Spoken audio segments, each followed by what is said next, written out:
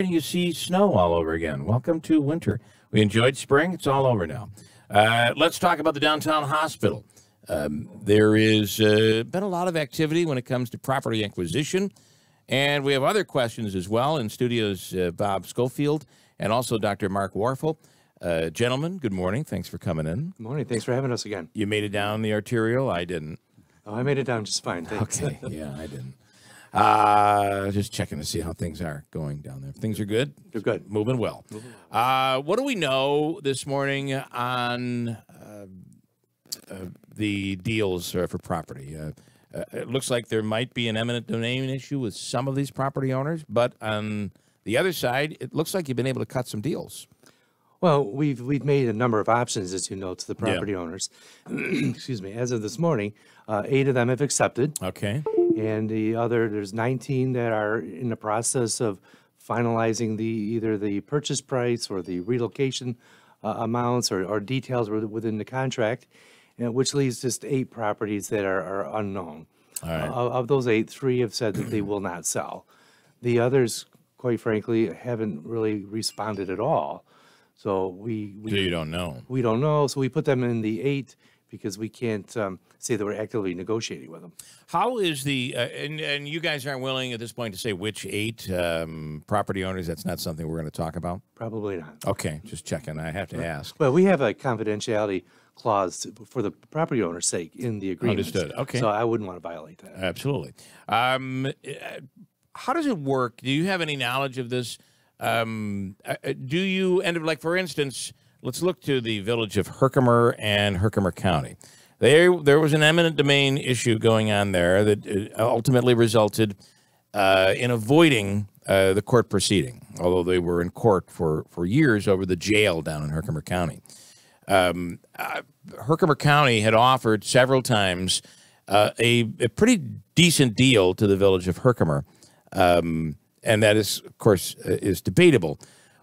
After the court proceedings, Herkimer ends up getting nothing. Now, that would not happen to a property owner in eminent domain. They're going to get the value of the property. But is there an advantage to cutting a deal now versus going through the whole procedure? Well, could you get a better value for your property, a better price for your property now versus eminent domain? Well, I'll preface by saying I'm not a lawyer, right. So I don't know all the ins and outs of eminent domain. At this particular point, those people that are working with us and negotiating, they're negotiating their price as well as the relocation fees. At the point, if it were to go to eminent domain, the negotiations are based on the appraisal only. You're putting it into the hands of someone else to make Correct. the decision. Plus, you're paying the cost of attorneys. Yeah. I would then say that even the fact that you're not an attorney, based on that, it would seem that it would be advantageous to a property owner to cut a deal because you're basically negotiating your terms. In my mind, that would make sense. Correct. Right. Okay, so based on this, does the potential for going to court, and we do know that there is at least one property owner out there that has specifically attempted to or has purchased a property with the sole intent of sending this into the courts. Does this delay the process? No, I don't believe it delays the process. Okay. The excuse me. The secret process is in place. It's expected to end in October. Long before that ends, we will know the status of all the properties. If there are some properties that need to go into the eminent domain process, we will have established that before seeker is ended, begin that process, and then complete that afterwards. All right. We're speaking with Bob Schofield from MVHS and also Dr. Mark Warfel. Doctor, you deal in recruitment. Yes, I'm a family physician, and our efforts for recruitment are always to bring people into Utica to be able to keep them here for the long haul. Which is, and I guess I didn't realize this, but it's a process. This is there's some finesse involved with recruiting people, young doctors, to come to an area. And in some cases, it involves the hours they're going to have to spend in the ER. You explain. And in some cases, it involves some hospitals in some cities are helping people pay off their college debt. So there's a number of different avenues we use to bring people into Utica. One is graduate medical education. So if we can provide training for physicians in the last 3 years or more of their training so they become licensed practicing physicians, there's a greater propensity for them to stay in the area. Historically, 50% of our family medicine graduates have stayed in upstate New York, so we're meeting that mission. We see that also as a great potential with the new hospital in bringing additional graduate medical education programs which help us recruit. Again, in other areas that we need continued growth of our physician workforce. We have heard people say a new hospital is not going to bring in new doctors, younger doctors. How do you react to that? I think that's incorrect. We will see it as a definite draw in terms of recruitment. Additionally, you're going to be training physicians in a state-of-the-art facility, which is where everybody would like to work. They want to be able to provide the best patient care with the best tools and the best facilities, and this would give us a great advantage for that. And Bob, how important is, we were talking about this without you guys here the other day, the process, the flow, and maybe, Doctor, you could talk about this as well, the flow of services, being able to combine, you need to go get an x-ray, you need to go and get blood work done, you need to get A, B, and C. Having this all under one roof could be a benefit not just for doctors but for patients as well. Well, the design of the new facility keeps the patient and the employees in mind, that things are where they should be. An example now, the CAT scanner and the MRIs at St. Elizabeth, you have to take patients through public corridors to get to them. In the new design, they'll go across the hall to the CAT scanner. It saves time. It maintains privacy, but it makes it easier for the staff to get their job done quicker. All right. What else do you want to reveal here today? We have some people with some questions, 315-736-0186. Do you have something you want to add in? Can I just, if I can jump back into recruitment for a second? Does recruitment, this might seem like a dumb question, is it like college basketball? Do you target certain doctors who have good scores or good grades or in a particular field, and you say, we'd like you to come to Utica? Or do you say, this is what we offer, and doctors say, I'm interested in Utica? It's a pretty complicated process because we do look at all those things. We also look at mentoring young people from our area. And by that, I mean particularly rural communities in New York, trying to get them committed to medical education, helping them through that process, and then bringing them back when they complete that process, and trying to train the last piece of their training here in Utica is a big advantage for that. There's a lot of studies that show people are more likely to come back to work in the same type of areas where they were raised. And so that's another big advantage of being able to expand graduate medical education, bring in additional programs that will give us an opportunity to keep more physicians and more people in upstate New York. And how does that, we bring in graduate programs, how does that work? You affiliate with a school, We do have affiliations with a number of different medical schools and a number of different graduate medical education programs. And that's all helps build the depth of this, so we're not starting from scratch for each piece. How much does, we've talked about having a new facility, coming in and working with flow, hours that you have to put in. How much does quality of life, the city itself, how much does that play a role? There's a number of factors there that play a big role for training physicians. One is cost of living. So when we can bring someone here. It's a victory rate for us right now. Absolutely. Yep. I mean, we're 9.5% below the national average. Right. So that's big. Additionally, housing is very affordable in Utica. Number of restaurants, entertainment, all those things are very advantageous. I think, too, when you look at the hospital and the economic benefits that's going to bring to our area, that helps in terms of recruiting spouses. Yep. And that's important, too. Okay. That is a big fact. I spoke with one doctor who said the spouse played a big role, and it might have even been the first thing she said was, "We're going where?" But he sold it, and I think they're happy for it. Mario with a question: 315-736-0186 is the phone number. We have in studio Dr. Mark Warfel, who is from MVHS and deals a lot with recruitment. And also Bob Schofield, who's been in several times, trying to keep the line of communication open here. Mario, what's your question? Hey, I had a question for Mr. Warfel and Mr. Schofield regarding, as you guys know, along this section of 40-mile railroad track next to the hospital here, in the last 20 years, there have been 3 derailments that required federally mandated evacuations. So I was wondering why they call it a state-of-the-art hospital if we're subject to immediate evacuation with no warning, and what their plans are to do for, say, example, if this happened right now. In other words, there's nobody to consult with. What would the doctor do right now if the Federal Department of Transportation said there's a derailment nearby, the evacuation zone is 2.5 miles, you're going to have to get all 300 of those patients, and where are you going to place them starting now? All right.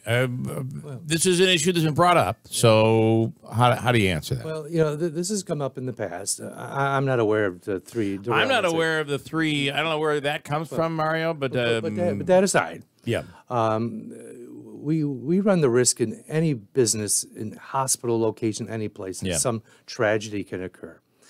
We certainly have a very robust and strong emergency response within our community. We also have that within our facility itself. But when you talk about state-of-the-art facility, and we would have the ability, because of the air handling systems in that building, to turn off the outside air coming in to prevent that from happening. But we're required, as is all hospitals required, to have plans to evacuate in the event that that would occur. Whether it's the middle of February and your heating system shut down, or you're part of the tail end of a hurricane, or some other natural disaster. A fire, I mean, a fire, a blizzard. I mean, we had Stella a couple years ago. We had to be ready for that. Anything you want to comment on that? Good. Okay. It is something that's been thrown out there. I do feel as if, Mario, you want to follow up on that? Is that a fair answer? I don't really think that's a satisfactory answer. They don't understand the mechanics of what happened. That's the federal. They don't get to argue with the federal government. It's a law. They have to move the people out of the hospital if there's poisonous gas. You can't seal up a hospital so that it's like a scuba tank. All right. Again, Mario, where are we going with this? So they give you an answer and you're not going to believe it. You're telling them they're wrong. So do you want him to fight back? We can have a real rumble going on here. No, it's a simple fact. It is, but I got to tell you, I just think we take his answer, take your implication here, and let people soak it in. I'm not going to keep the fighting going on. Can I ask that? Could you seal the building like a scuba tank? You could, couldn't you? Well, not like a scuba tank. Not like to prevent any water from getting in, but to prevent if there was an incident outside. You know, I'm not an engineer, so I can't say to the extent we can prevent all chemicals if there was a big explosion outside. But we are required to create what's called a negative pressure type of environment. So therefore, the air in the hospital goes out as opposed to coming in to protect our patients when we have patients with TB or other issues. So to some extent, we would be able to protect our patients until we could evacuate. But that's a pretty rare. Yeah, and just because the hospital's downtown, at your current location, you could have a situation that triggered all these things. It might not be tied to a railroad, but there could be a situation. We have, passing trucks with chemicals that pass both our facilities every single day. Yeah.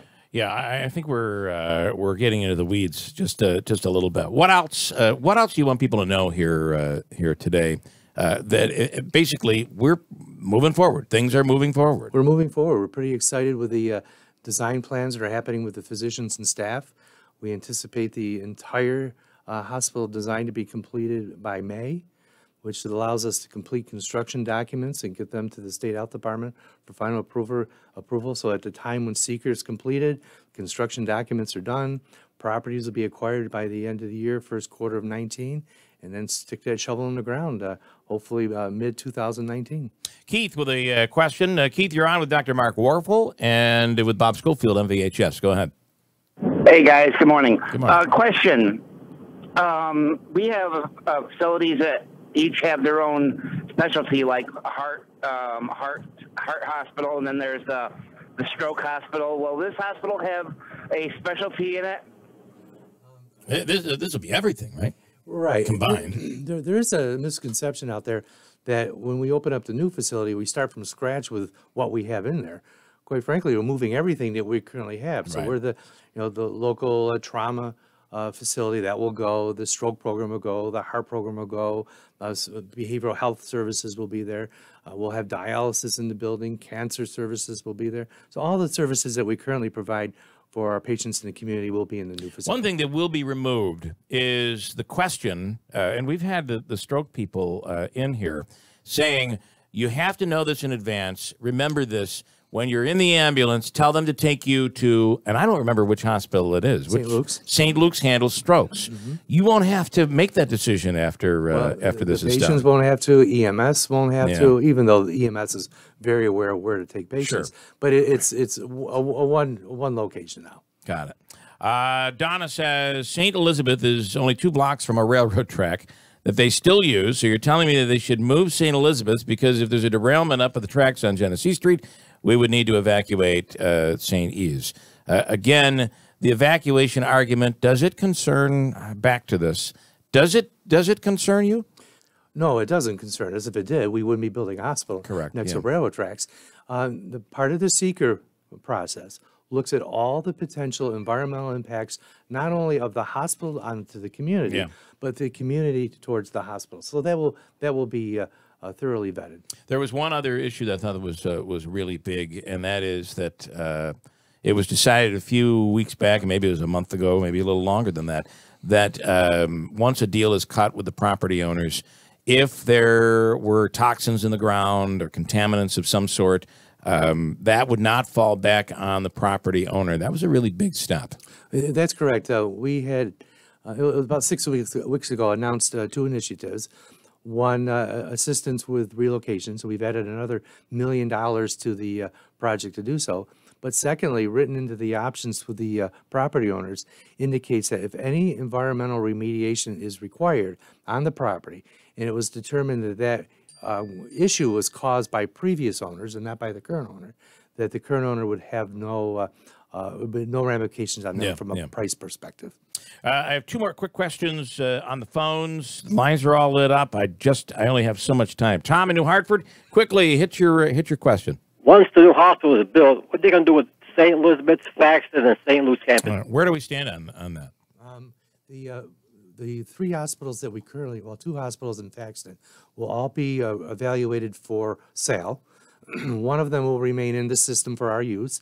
At this point, our working assumptions that will be Faxton, because the urgent care cancer program dialysis will remain there, and the other 2 will be sold. Mike and Sequoia, quickly, your question. Just a quick question, if you folks can address this. I know that there have been concerns with the local pediatric places regarding the lack of care or unsatisfied care in the ERs for pediatric care. Can somebody just answer that, see if it's going to be addressed in the new facility? I'll hang up. Thank you. All right. Did you guys get that? Well, yeah. A number of months ago, probably a couple of years ago, many of the private pediatricians in the area have all decided to stop seeing patients in the hospital. But we still are able to take care of patients in both our emergency departments. We have a pediatric unit on at St. Luke's to care for children.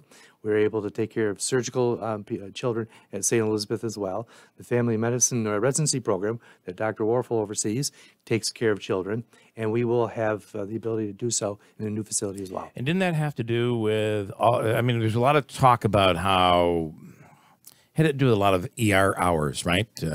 Being on duty and on call. Well, that on-call issue kind of goes to the recruitment issue earlier. Yeah. One of the biggest detractors for physicians is the number of hours they have to take call. And call often is associated with getting a call from the emergency department saying, we've got a child here. Yeah, we need you come here. See him? Yeah. The current scenario, we have 2 ERs that they call for. The new place will be 1. Okay, all right. That's obviously twice the workload. I want to go back to the agreements with the property owners. The 8 that have accepted, does that change their timeline for when they get out? Is it accelerated? Do they get more time for agreeing at all? Is there a timeline for them to get out? And is it different from those who haven't accepted? Timeline's the same for everyone. Right. And what is that? When do they need to be out? The expectation is that the last quarter of this year will be the time that people will relocate. Okay, and then the pool of money that's available, does that, do they get first dibs at the relocation funding? Can you talk about? We anticipate to have the money available for all the property owners that will need it for relocation. I wanted to ask one more question, and Bob, you're at the center of this. So, when you go out to a reception, out to dinner, someone might corner you. There's a recent story out there that I'm not going to get into names or locations or anything, but based on a person who's against the hospital, invisible, got into and we're told it actually got physical into someone who was for the hospital. This is beginning to get a little bit out of control. Do you feel that? And should we all just kind of take a deep breath and understand that we're all really just trying to better the area, no matter which side you're on, really? I get questioned. Do you get to go to dinner without being? Not all the time. Okay, all right. It's not. I was in Price Chopper a couple weekends ago, and a man and a woman who were not in agreement with the hospital stopped and wanted to talk to me about it. Yeah. I made it a brief conversation. I informed them it's Sunday morning. I'm grocery shopping. Yeah, your meat's going to spoil. My meat's going to spoil. Come on. Hey, when that happens. But it does kind of surprise me the level of passion that some people have. But quite frankly, the vast majority of the people that stop to talk to me about it talk to me to say, it's a great idea. I'm really sorry all those people say all that stuff, but don't tell anyone that I said that, though, because I don't want them to harass me. My barber, earlier on, my barber said, he says, Bob, this is crazy. Why are you building a new hospital? 2 hospitals you have is just fine. So we talked about it a little bit. Yeah. He had scissors in his hands. So you got to be careful. I was a little careful. But yesterday he said to me, I got to tell you something. And his wife is going to need a procedure out of town because we don't have that physician here. He goes, I can't use the exact words he said, but he said something to the effect, darn it, now I know why we need this hospital. Yeah. I shouldn't have to be taking my wife to Syracuse for this procedure. That's big. One more question. This is eminent domain related. It's about who takes the lead and does it matter? We've heard it's the county, the state, or the city of Utica. And by the way, if I can add to this, there was a public notice in the OD on Monday where the city of Utica was handling an eminent domain issue for the Harbor Point project. So you kind of wonder if they can do it for Harbor Point. Somebody's going to have to take this on.